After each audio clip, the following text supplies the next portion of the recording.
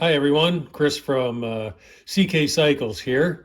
Well, it's been a busy weekend in the shop and not necessarily working on the XT500. I've been working to build a media blasting chamber for my shop so that I can fit an entire motorcycle frame in the chamber and get it blasted and ready for painting and things like that. So this past weekend has been shop tool upgrade time and not necessarily XT500 time.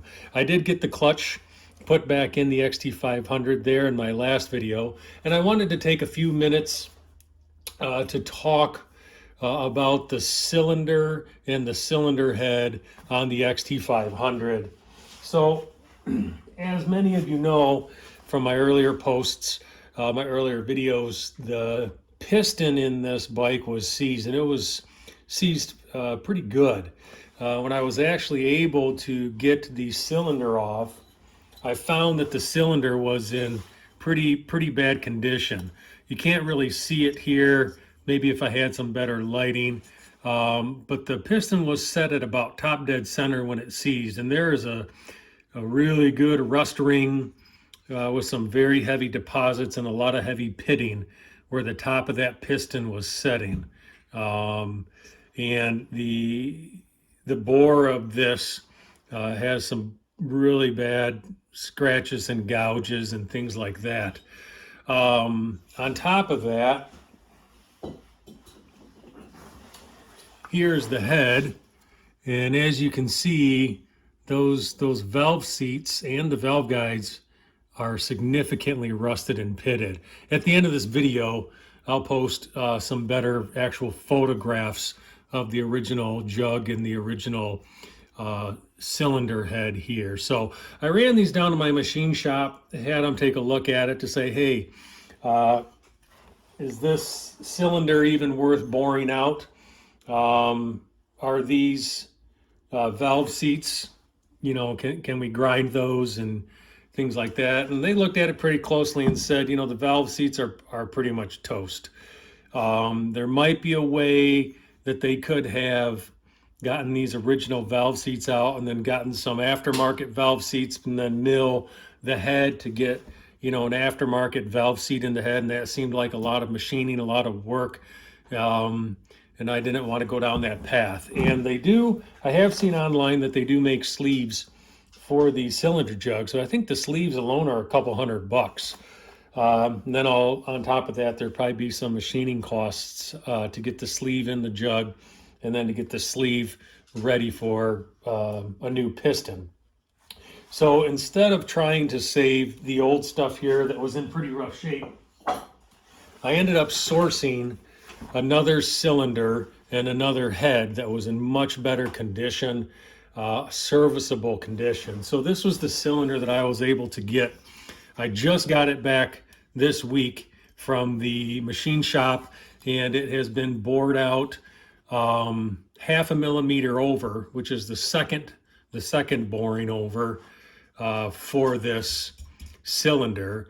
It was in good enough shape that I could have gone just a quarter of a millimeter over, but I had a hard time finding a quarter of a millimeter over piston. I didn't have any problems finding a half a millimeter over, a second over piston. So that's what we ended up doing. And this jug, the paint is in a lot better condition. It's a lot cleaner.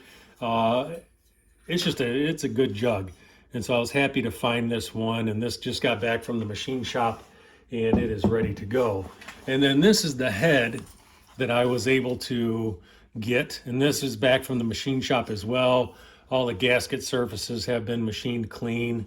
Valve seats have nice triple angle grind on them. Valves have been ground.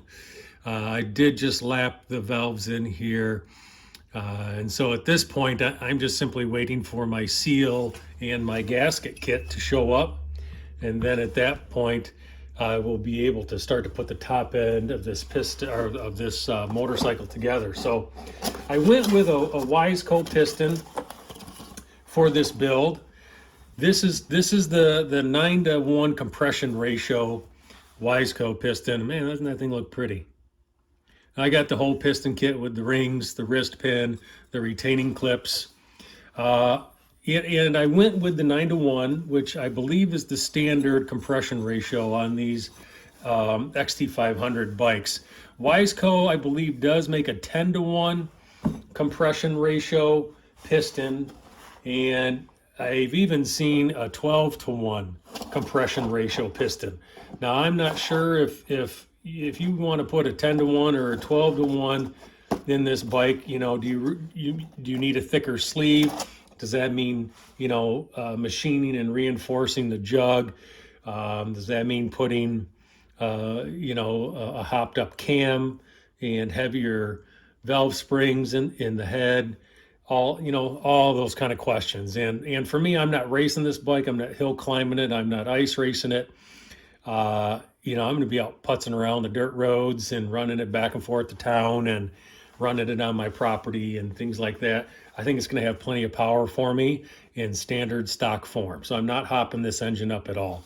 I may put a little bit of a hopped up carburetor on the engine when it gets time to show you all the carb on this bike. You'll see what I'm talking about. But so the Wiseco piston, and